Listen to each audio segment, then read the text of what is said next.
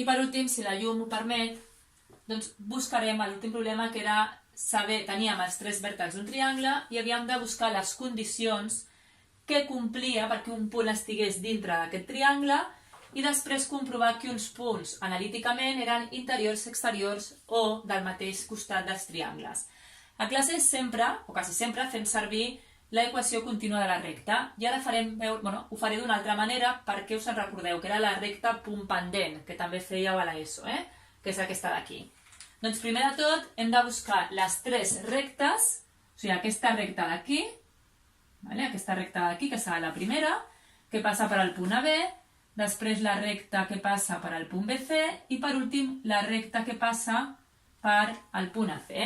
Per tant, busquem l'equació de la recta que passa per al punt -2, 0, primer, i al punt 0, 3.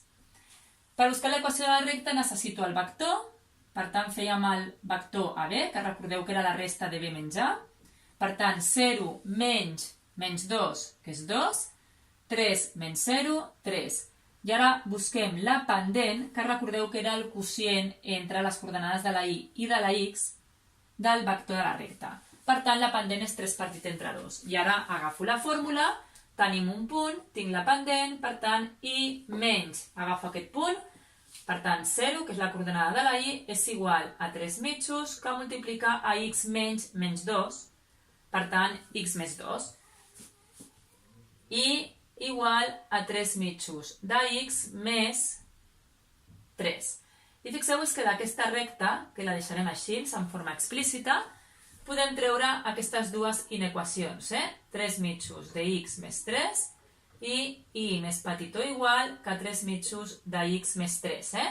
Fixeu-vos que podeu comprovar si la recta està bé, perquè aquesta és la recta que passa per aquests dos punts, per tant podeu substituir. La y, que és 0, ha de ser igual a 3 partit entre 2 per 0, per menys 2, o sigui 3 partit entre 2 per menys 2, que és menys 3, més 3, 0. I aquí la y, que és 3, i la x és 0, per tant, això és 0, més 3, 3. Bueno, quina de les dues agafem? Doncs agafem aquesta recta d'aquí, un punt, per exemple, el 0, 0.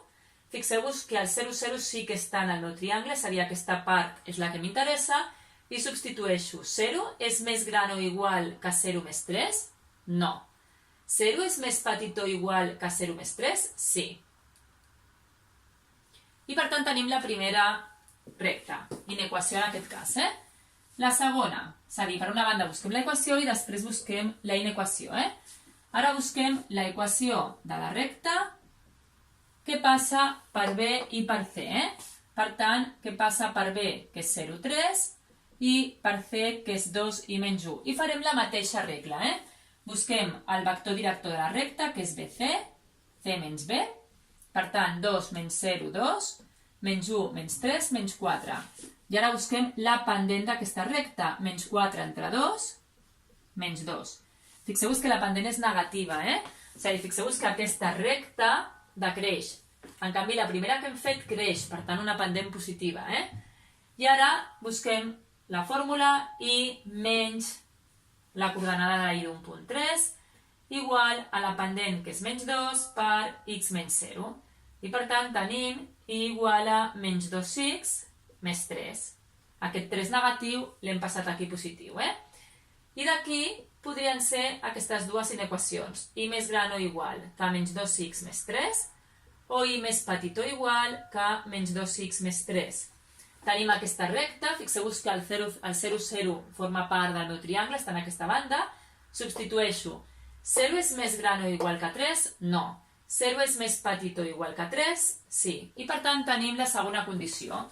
I per últim anem a l'equació de la recta que passa per al punt C i per al punt A, que és menys 2, 0. Fixeu-vos que aquesta també decreix i per tant la pendent també m'hauria de sortir negativa. Per tant, fem el vector CA, que és A menys C, menys 2, menys 2, menys 4, 0 menys menys 1, 1. Busco la pendent, que és 1 partit entre menys 4. I ara apliquem la fórmula y menys menys 1 igual a la pendent, que és menys 1 quart, que multiplica a x menys 2. I per tant tenim y igual a menys 1/4 de x. I aquí seria més 1/2, que amb aquest 1 passaria aquí negatiu i per tant 1/2 menys 1 és menys 1/2. Vale? Fixeu-vos que ha de passar per aquests dos punts, per tant si la x és menys 2, quedaria 1/2 més 1/2 0, i si la x és 2, tindríem menys 1/2, que és menys 1, perfecte. I d'aquí tenim aquestes dues, i més gran o igual que menys 1/4 de x menys 1/2, o i més petit o igual que menys 1/4 de x menys 1/2. I ara, igual, estic amb aquesta recta, el 0, 0 forma part de la meva solució, que és la de dalt, i per tant substitueixo. 0 és més gran o igual que menys 1/2? Sí. Vale? I per tant, la solució final, és a dir, les condicions, fixeu-vos que són 3 condicions perquè tenim un triangle, tenim 3 rectes, hem de posar 3 inequacions, seria i més petit o igual que 3 mitjos de x més 3, i més petit o igual que menys 2x més 3, i més gran o igual que menys 1/4 de x menys 1/2. I tenim aquí les solucions. Vale? Ara fixeu-vos, ara m'estan dient, comprova analíticament què passa amb aquests punts. Fixeu-vos, el primer punt seria el punt 1, bueno, que amb el dibuix sembla que estigui a la frontera, vale? Sembla que estigui justament amb aquest segment. Què hauríem de fer? Substituir el punt 1 en aquestes condicions. Fixeu-vos, 1 és més petit o igual que 3 mitjos més 3? Sí. 1 és més petit o igual que menys 2 més 3? Fixeu-vos que surt que és igual. I aquí també compleix la condició. Per tant, si compleix les condicions sempre, però una d'aquestes inequacions em compleix la igualtat, vol dir que està justament en els costats del triangle. Precisament fixeu-vos que com aquí compleix la igualtat, és a dir, 1 és més petit o igual que menys 2 més 3, és a dir, tenim la igualtat, vol dir que estarà sobre aquesta recta. Aquesta recta era justament aquesta segona que hem fet.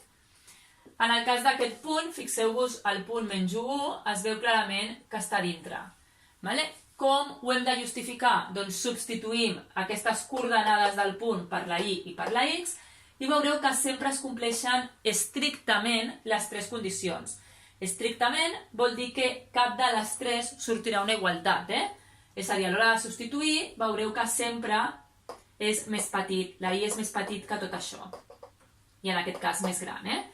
I en el cas d'aquest punt, el menys 1,2, que també es veu clarament en el dibuix que està fora, què passarà? Doncs que al substituir les coordenades aquí, veureu que hi ha alguna condició, encara que només hi hagi una, que no es compleix. Per exemple, si la x és menys 1, aquí tenim menys 3 mitjos més 3, que seria 3 mitjos, i per tant, 2 és més petit o igual que 3 mitjos? Doncs no. Fixeu-vos que com ja no es compleix aquesta condició, vol dir que aquest no està en el triangle. I aquesta seria la manera de comprovar analíticament, perquè gràficament és fàcil, què passa amb aquests punts.